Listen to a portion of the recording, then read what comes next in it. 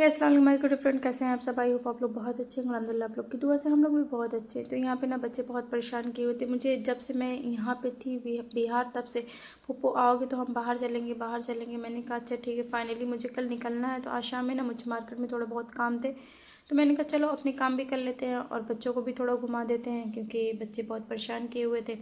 तो यहाँ पे हम पहुँच गए थे बाहर। तो यहाँ पे मैंने चाउमीन मंगवाई, जो कि मेरे मुशफ़िक की पसंद थी। उनकी डिमांड थी कि हम चाउमीन खाएंगे, वो चाउमीन मंगाई। फिर यहाँ पे फ्राइड राइस आया, और फिर जो जो बच्चों ने कहा सब आया। फिर मैंने मुशफ़िक को खिलाया और उससे पूछा बाबू और क्या खाओगे ना, तो उन्होंने कहा कि हम ना पुप्पो वो खाएंगे, रोल खाएंगे। तो मैंने कहा अच्छा ठीक है, रोल मंगा देते हैं। तो यहाँ पे मैंने रोल मंगाया और सब ने रोल खाया, और यहाँ पे मुशफ़िक को भी खिलाया। फिर उसके बाद ये लोग ना आ गए थे बाहर।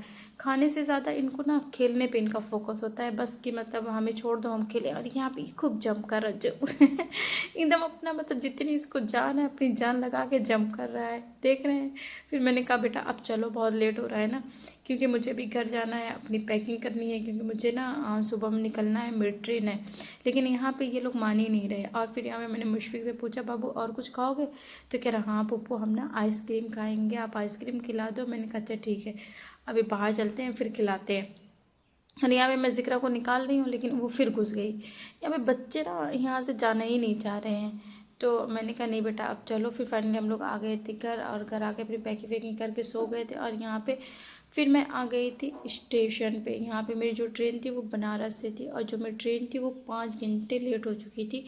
और बस मैं घर का कुछ शूट नहीं कर पाई। आपको पता है घर से निकलने टाइम इतना मुश्किल हो जाता है, और ज़िक्रा को छोड़ के जाना तो और भी मुश्किल होता है। लिटरली बताऊँ तो मेरा दिल इतना टूटता है उसको छोड़ के जाते हुए। उसको सिर्फ मैं देखती हूँ ना, लेकिन बस मेरी भी कुछ मजबूरियाँ हैं कि उसको छोड़ के आना पड़ता है।